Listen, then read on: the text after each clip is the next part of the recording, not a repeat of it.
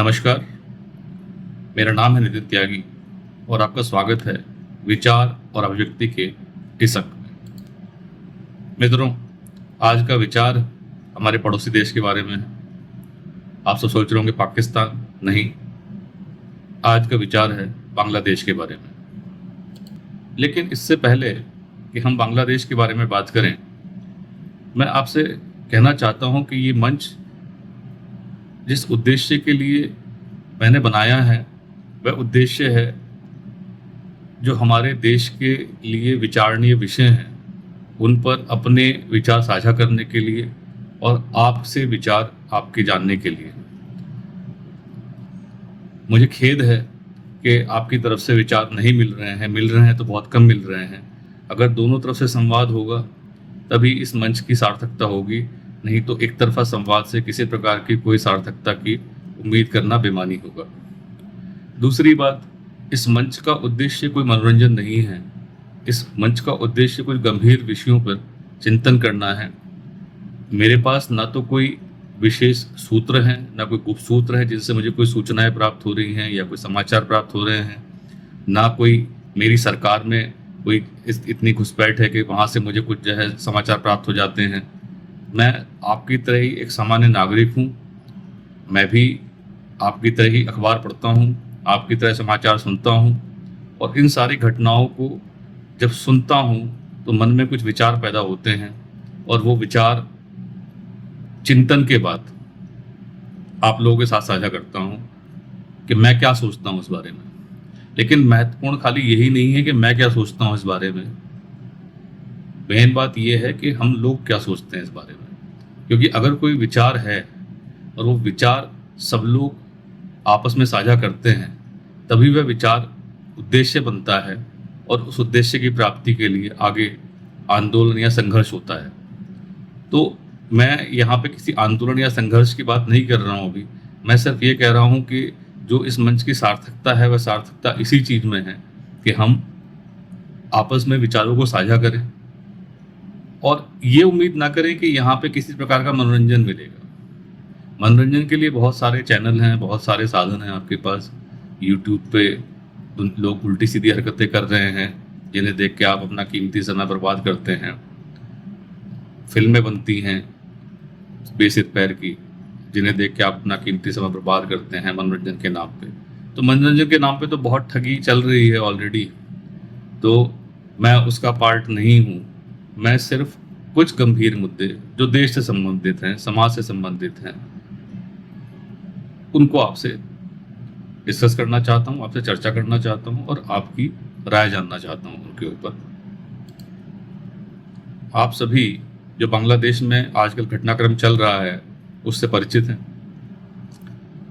कुछ महीने पहले बांग्लादेश की प्रधानमंत्री शेख हसीना को वहाँ से निर्वासित कर दिया गया और मोहम्मद यूनुस, एक तथाकथित सामाजिक कार्यकर्ता, वहाँ के प्रधानमंत्री या सलाहकार जो भी कह लीजिए, लेकिन सत्ता का तो केंद्र अभी उन्हीं के हाथों में है, तो इसलिए कार्यवाहक प्रधानमंत्री या जो भी कहना चाहें आप वो हैं। जिस तरह ये कदम बांग्लादेश की इस अंतरिम सरकार ने लिए हैं वो न केवल भारत विरोधी हैं बल्कि जिस प्रकार से हिंदू विरोधी माहौल एक वहाँ पर बना है और विभिन्न स्थानों पर बांग्लादेश के हिंदू धर्म के लोगों को चुन चुन कर मारा गया है, उनके खिलाफ हिंसा की गई है, उनके घर जलाए गए हैं, तो ये कहीं ना कहीं दिखाता है कि मोहम्मद यूनुस और उनकी सरकार किस प्रकार की मानसिकता के लोग हैं। यही नहीं, जिस प्रकार मोहम्मद यूनुस और उनकी सरकार ने भारत विरोधी रुख अपनाया है और वो चीन की गोद में जाके बैठे हुए हैं, कई चीन की यात्राएं कर चुके हैं। अभी उन्होंने कल एक भारत के साथ व्यापार समझौता था, वो समझौता रद्द किया, और ये सारे समझौते जो वो अपने रद्द कर रहे हैं, ये सारे समझौते चीन की तरफ जा रहे हैं। तो कहीं ना कहीं ये दिखाई देता है कि हाँ, उनकी मानसिकता चीन समर्थक और पाकिस्तान समर्थक है। बहुत पुरानी बात नहीं है जब 1971 में भारत ने बांग्लादेश को बनाने में सहयोग दिया था। भारतीय सेना ने अपने शौर्य का प्रदर्शन करते हुए पाकिस्तान के पूर्वी हिस्से को बांग्लादेश के रूप में एक नए राष्ट्र की स्थापना कराने में अपना योगदान दिया था। अगर उसकी आप बैकग्राउंड में जाएं तो बैकग्राउंड आपको पता ही है कि किस प्रकार से वहाँ पर नरसंहार हो रहा था वहाँ के मुसलमानों का, सभी धर्मों का। क्योंकि जो पश्चिमी पाकिस्तान के लोग हैं वे अपने आप को श्रेष्ठ समझते थे और वे समझते थे कि पूर्वी पाकिस्तानी जो बांग्ला बोलते हैं वे उनकी बराबरी के नहीं हैं, और उन्होंने वहाँ पर जो भी उनकी आर्मी के द्वारा जो जुल्म हो सकते थे, जो एट्रोसिटीज़ हो सकती थी, जिस प्रकार से नरसंहार कर सकते थे, उस प्रकार से नरसंहार किया। जनरल टिक्का खान, इसका नाम आप लोगों ने पता नहीं सुना होगा कि नहीं सुना होगा, ये उस टाइम पे वहाँ पे हेड होता था पाकिस्तानी आर्मी का, और जिस तरीके से हजारों लाखों लोगों को वहाँ मार दिया गया, और उसके बाद भारतीय सेना ने वहाँ पर मुक्ति वाहिनी बनाने में योगदान दिया, और फिर भारत बांग्लादेश के स्वतंत्रता संग्राम में योगदान दिया, और उसका परिणाम था कि एक स्वतंत्र बांग्लादेश राष्ट्र अस्तित्व में आया। उस समय के जो वहाँ के नेता थे, शेख मुजीब जो बाद में प्रधानमंत्री हुए, और शेख हसीना जो निर्वासित प्रधानमंत्री हैं बांग्लादेश की, उनके पिता भी थे। उन्होंने हमेशा जब तक वो रहे भारत का एहसान माना इस चीज़ के लिए कि भारत ने किस प्रकार बांग्लादेश की आज़ादी के लिए अपना खून बहाया, किस प्रकार भारत के सैनिकों ने अपनी शहादतें दी। लेकिन अब हालात बदल चुके हैं। अब जो पीढ़ी है वहाँ पे, हालांकि मोहम्मद यूनुस को तो उस पीढ़ी का नहीं कहा जा सकता, लेकिन अब जो पीढ़ी है ना, उन्हें ये पता कि इतिहास में भारत ने बांग्लादेश के लिए क्या किया, किस तरह का बलिदान दिया, और ना उन्हें ये याद है कि पाकिस्तान ने किस तरह की जातियाँ वहाँ पे की। आज वे सब पाकिस्तान की गोद में बैठने को तैयार हैं, और वो भी सिर्फ धर्म के नाम पर। ये लोग ये नहीं जानते कि कल अगर पाकिस्तान की गोद में जाके बैठ जाते हैं तो उनके साथ वही होगा जो आज बलूचिस्तान में, सिंध में या खैबर पख्तूनख्वा में हो रहा है। लेकिन यहाँ पे एक सवाल ये उठता है कि बांग्लादेश में तो जो हो रहा है, ऐसा तो है नहीं कि अपने आप हो रहा है, कहीं ना कोई ताकतें इसके पीछे हैं। और कौन सी ताकतें हैं? वो वेस्ट भी हो सकता है, अमेरिका हो सकता है, चीन हो सकता है। लेकिन सवाल ये है कि हम क्या कर रहे हैं? अगर हम इतने बड़े देश होते हुए भी, और एक देश जो हमारे तीन तरफ से घिरा हुआ है, एक छोटे से देश को, उसको भी हम नहीं संभाल सकते, तो हम कर क्या रहे हैं? बांग्लादेश हर तरीके से हम पर निर्भर है, उसके बावजूद बांग्लादेश हमें आके दिखा रहा है और हम कोई कठोर एक्शन नहीं ले पा रहे हैं। पाकिस्तान, एक तरफ पाकिस्तान है जो पाकिस्तान पिछले 75 सालों से लगातार आतंकवादियां भेज रहा है, लगातार आतंकवाद को प्रोत्साहित कर रहा है, हत्याएं कर रहा है। हम 3-3 लड़ाइयां, 4-4 लड़ाइयां लड़ चुके हैं, उसके बावजूद भी कुछ हम समाधान नहीं निकाल पा रहे उसका। चीन 1962 हमारी जमीन पर कब्जा कर चुका, हम आज तक वो जमीन नहीं ले पा रहे हैं। सवाल ये नहीं है कि इतिहास में जो हुआ वो क्यों हुआ, सवाल ये भी है कि अब वर्तमान में जो हो रहा है वो क्यों हो रहा है, और हम क्यों इसको रोक नहीं पा रहे हैं। क्या हम इतने सॉफ्ट स्टेट हैं कि हम जो हमसे छोटे देश हैं उनको इसलिए कुछ नहीं कर कह सकते कि कहीं हमारे अंतर्राष्ट्रीय संबंध ना बिगड़ जाएं, और जो हमसे बड़े देश हैं वो हम उनको इसलिए कुछ नहीं कह सकते कि वो हमसे ज़्यादा शक्तिशाली हैं। कल को अगर कोई किसी तरह का सैन्य संघर्ष छिड़ गया है, कुछ हो गया, तो उस कंडीशन में ना केवल हमारा व्यापार बल्कि हमारी सैन्य शक्ति भी शायद कम पड़े, और कहीं ऐसा ना हो कि वो भारत के लिए कहीं ना कहीं अहितकर साबित हो। लेकिन क्या इस तरीके से जिया जा सकता है? बांग्लादेश आज ग्रेटर बांग्लादेश की बात कर रहा है, वो हमारे 7 सिस्टर्स स्टेट पर अपनी नज़र गड़ा रहा है। उनके यहाँ इस तरह के नक्शे बनाए जा रहे हैं कि कल को वो 7 सिस्टर्स पे कब्जा करके ग्रेटर बांग्लादेश बनाएगा। वो अपने आप को गार्जियन कह रहा है भारत के इस हिस्से का। वो कह रहा है समुद्री एक्सेस जो है वो सिर्फ बांग्लादेश के थ्रू हो सकता है। अब सब सुन रहे हैं सब स्टेटमेंट्स, लेकिन सवाल ये है कि हम कर कुछ क्यों नहीं रहे हैं? जैसा कि मैंने आपको शुरू में ही कहा था कि मेरे पास कोई गुप्त सूत्र नहीं है कि जो मुझे सूचना दे सकें हो सकता है अंदरूनी स्तर पर कुछ कार्रवाइयाँ की जा रही हों, व्यापार के ऊपर कुछ प्रतिबंध लगाए गए हैं। लेकिन सवाल ये उठता है कि खाली व्यापारिक प्रतिबंध लगा लगा देना, क्या इससे ये समस्या हल हो जाएगी? जब तक हम कोई कठोर कार्रवाई नहीं करते और जो दिखाई दे, तब तक क्या ये देश मानेंगे? हमारे एयर मार्शल भारती ने रामचरितमानस की जो चौपाई कही थी, भय बिन होए ना प्रीत गोसाई, क्या बिना भय के प्रीति हो सकती है? हमने पहले भी देखा है, जो भी देश संकट में होता है, जैसे श्रीलंका, श्रीलंका चीन के जाल में उलझ गया, चीन ने उसे कर्ज दिया और उस जाल में वो उलझ गया, और उसके बाद भारत ने श्रीलंका की मदद की, उसको बेल आउट किया, पैसा खर्च किया, और श्रीलंका दोबारा से भारत के साथ हो गया।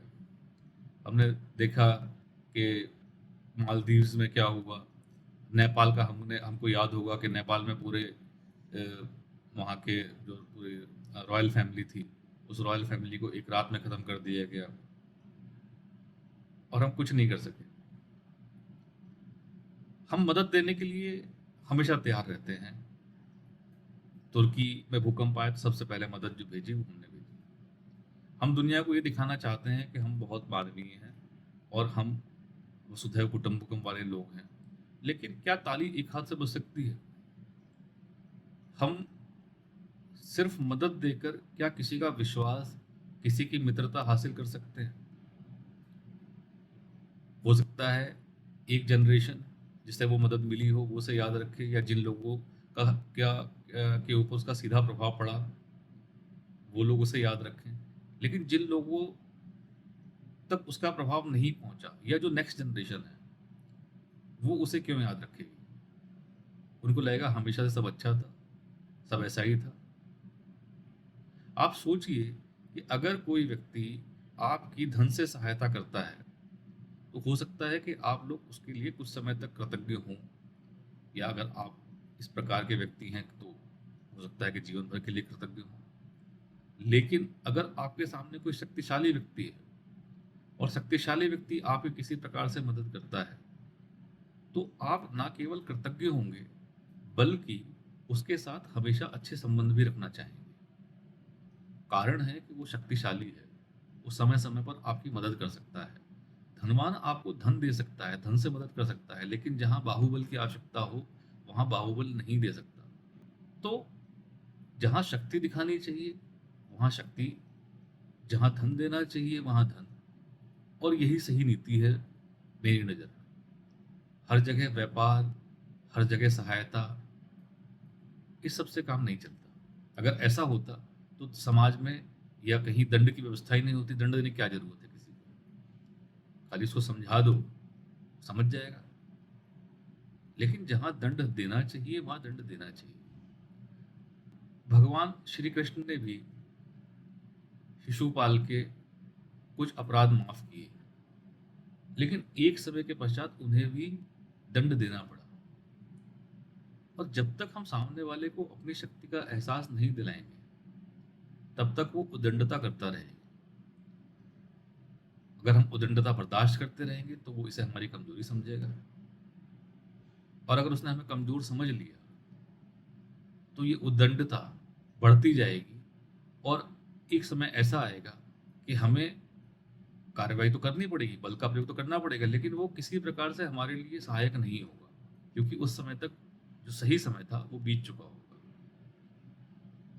एक नासूर पाकिस्तान के रूप में पहले से ही भारत के बराबर में है, एक दूसरा नासूर हम बनने दे रहे हैं बांग्लादेश के रूप में। कितनी समस्या इस बांग्लादेश की वजह से है, जरा विचार करिए। बांग्लादेशी जो भारत में घुसे हुए हैं, ना केवल वे भारत के नागरिक बने हुए हैं, क्योंकि यहाँ आधार कार्ड हासिल करना, यहाँ की पहचान पत्र हासिल करना, ऐसे बहुत सारे देश विरोधी लोग हैं जो कुछ पैसों के बदले उनको ये सब सहायता प्रदान करते हैं और वो फिर यहाँ वोट भी देते हैं। डेमोग्राफी चेंज कर दी है इन लोगों ने कुछ प्रदेशों में। जो बंगाल एक समय भारतीय स्वतंत्रता संग्राम में सबसे बढ़ चढ़ के भाग लिया करता था, जहाँ से बड़े बड़े क्रांतिकारी नेताजी सुभाष चंद्र बोस, स्वामी विवेकानंद, रविंद्रनाथ टैगोर, मास्टर सूर्यसेन, आप गिनते जाइए, फेहरिस्त इतनी लंबी है, ये निकले। वो बंगाल आज क्या हो रहा है, उस बंगाल में आज क्या हो रहा है? उस बंगाल में मुर्शिदाबाद में धर्म के नाम पर हिंदुओं के घर जलाए जा रहे हैं, और वहां का प्रशासन एक तरफा कार्रवाई कर रहा है। जो सुनने में आया वो इतना शर्मनाक है कि वहां पर महिलाओं के जो वस्त्र थे घरों में वो भी जला दिए गए, ताकि वे अपना शरीर भी न ढक पाए। क्या कार्रवाई की इस पर केंद्र सरकार ने? अगर केंद्र सरकार में हमारे प्रधानमंत्री जी ने निर्णय ले लिया कि मैं 356 का प्रयोग नहीं करूंगा कभी, तो सुनने में ये हो सकता है कि ठीक लगे कि भाई उनके जो पहले के प्रधानमंत्री थे उन्होंने इसका दुरुपयोग किया, या लेकिन अगर ये इतनी अनुपयोगी धारा है तो इस धारा का संविधान में होना ही फिर कोई आवश्यकता नहीं है, इसकी हटा देना चाहिए इसको। संवैधानिक तंत्र की विफलता क्या है? और अगर प्रशासनिक मशीनरी आप जो दंगाई हैं उनका साथ देगी और कार्रवाई करती नहीं है उनके खिलाफ, और खाली जो पीड़ित हैं उनके खिलाफ कार्रवाई करती है, तो और क्या विफलता होती है? मैं एक उदाहरण देना चाहता हूँ। महाभारत में पितामह भीष्म ने एक संकल्प लिया था कि मैं हस्तिनापुर के जो भी शासक होंगे उनके साथ बंधा रहूंगा और उनकी हर आज्ञा का पालन करूंगा। आजीवन वो बंधे रहे, उनके सामने इतने सारे दुष्कर्म हुए, चाहे वो द्रौपदी का चीरहरण हो, चाहे वो युधिष्ठिर के साथ हुई बेईमानी हो, चाहे वो अभिमन्यु का की हत्या हुई हो, वो चुप रहे क्योंकि वो बंधे हुए थे, क्योंकि उन्होंने एक प्रण ले लिया था। भगवान कृष्ण ने ये दिखाया कि व्यक्तिगत प्रण या व्यक्तिगत प्रतिज्ञा जो समाज के हित में नहीं है उसका कोई मूल नहीं है। और वह व्यक्ति जो इस प्रकार की प्रतिज्ञा लेता है, अगर वह सोच रहा है कि ये प्रतिज्ञा उसने ली है और वो उसका पालन कर रहा है और वो समाज का हित कर रहा है, तो ये बिल्कुल गलत है। उसका अंत उसी प्रकार होगा जिस प्रकार एक ऐसे व्यक्ति का कि जो समाज के अहित में काम कर रहा है। इसीलिए अगर आप देखेंगे महाभारत में कि जब भीष्म का अंत हुआ तो शिखंडी को सामने करके अर्जुन ने उन पर बाण चलाए।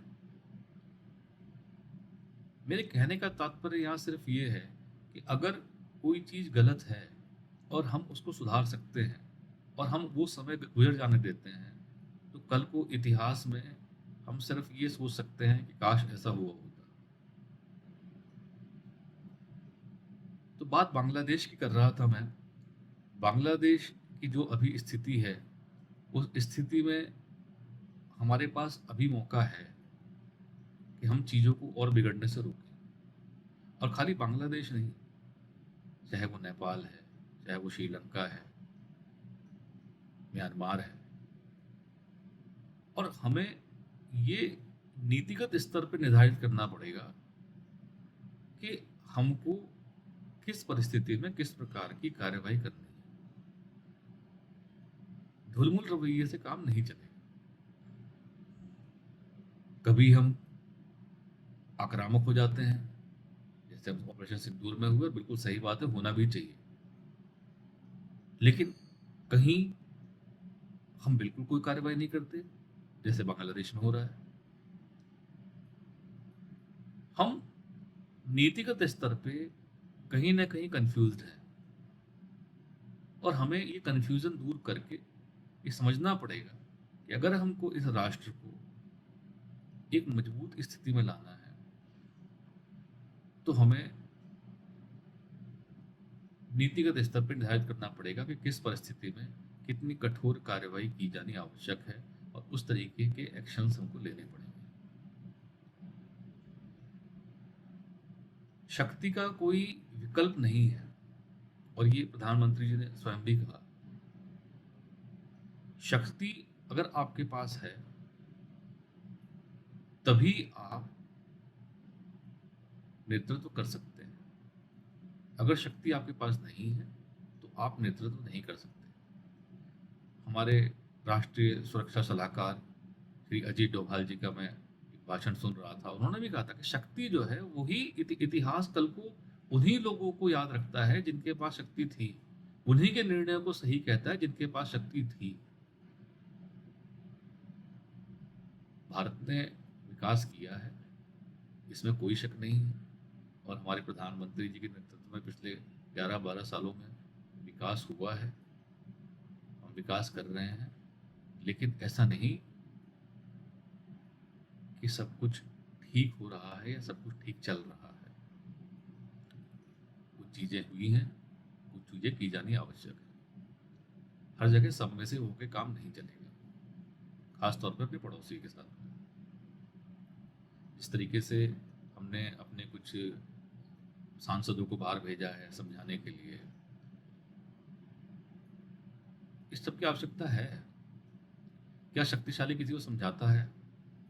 क्या अमेरिका ने जब कार्रवाई की थी लादेन के खिलाफ तो किसी को समझाया था? हम अमेरिका नहीं है, लेकिन हम इतने कमजोर भी नहीं है कि बांग्लादेश जैसा एक छोटा देश जिसे हमने ही बनाया आज हमको धमकियां दे और हमारे नॉर्थ ईस्ट की तरफ गलत निगाह रखे। हम बात करते हैं चिकन नेक की। हमने बांग्लादेश से अभी तक क्यों समझौता नहीं किया कि भाई हम आपको यहाँ जमीन देने को तैयार है, हमको इतना हिस्सा ऊपर चाहिए जो चिकन नेक वाला हिस्सा है? क्या ये पॉसिबल नहीं है? क्या पास्ट में और देशों में ऐसा नहीं हुआ? क्या भारत ने अपनी जमीन दूसरों को इस तरह से नहीं दी है, इस तरह के समझौतों में? बिल्कुल संभव है। इच्छा शक्ति चाहिए इसको करने के लिए। जो नीचे सी वाला एरिया है, क्या वहां से हम जो है बांग्लादेश के कुछ समझौता नहीं कर सकते इसके रिगार्डिंग? लेकिन ये समझौते कमजोरियों पे नहीं होते, ये समझौते शक्तिशाली जब आप होते हैं तब होते हैं। तो मेरी सलाह है भारत सरकार को कि एक क्लियर नीति बनाए अपने पड़ोसियों को लेके, और जिसको नहीं समझ में आ रहा है प्यार से तो उसको ताकत से समझाए। भय बिन होए न प्रीत, ये हमारा मूल मंत्र होना चाहिए। जिस तरीके की भाषा बांग्लादेश हमारे खिलाफ बोल रहा है, क्या हम चीन के खिलाफ बोलते हैं? बांग्लादेश तो बहुत छोटा है, हम तो बहुत बड़े हैं उसके मुकाबले, परमाणु राष्ट्र है, लेकिन नहीं बोलते। उसका रीजन ये है कि हमें पता है कि इसके क्या रिपरकशंस हो सकते हैं। तो इसी तरीके से जो हमारे खिलाफ इस तरह की कार्रवाई करते हैं उनको पता होना चाहिए कि कार्रवाई तो बहुत दूर की बात है, इस तरह की चीजें सोचने से ही उसके क्या परिणाम हो सकते हैं। पुलिस सैन्य कार्रवाई करने की आवश्यकता क्या है? खुफिया तौर पर बहुत सारी चीजें हो सकती हैं। तो मित्रों, देखते हैं कि भारत की सरकार बांग्लादेश को लेकर क्या नीति अपनाती है। क्या क्या हमें कुछ कठोर कदम देखने को मिलेंगे? क्या हम बांग्लादेश में स्थिति को कुछ भारत के पक्ष में मोड़ पाएंगे? इन सब प्रश्नों का उत्तर भविष्य में छुपा हुआ है। मिलते हैं आपसे विचार और अभिव्यक्ति के अगले अंक में। बहुत बहुत धन्यवाद मित्रों। आपसे अनुरोध है कि इस चैनल को लाइक करें, सब्सक्राइब करें, वीडियोस को लाइक करें, ताकि मुझे इस प्रकार की वीडियो बनाते रहने की प्रेरणा मिले। यहाँ पे मैं ये साफ कर देना चाहता हूँ कि मेरा इस चैनल से उद्देश्य कोई लाइक बटोरना नहीं है या कोई व्यावसायिक उद्देश्य नहीं है। मेरा उद्देश्य सिर्फ एक विचार को अभिव्यक्त करना है और आपके साथ उसका चिंतन करना है मिलकर। तो जैसा कि मैंने इस वीडियो के शुरू में कहा था, कृपया अपने विचार मुझसे साझा करें अपने मैसेजेस के माध्यम से। और अगर आप इसको फैलाएंगे, इसको दूसरे लोगों तक भेजेंगे, तो हम जो लोग एक जैसा सोचते हैं, जो राष्ट्र हित में सोचते हैं, एक मंच पर आ पाएंगे। हर बड़ी चीज की शुरुआत एक छोटी चीज से ही होती है।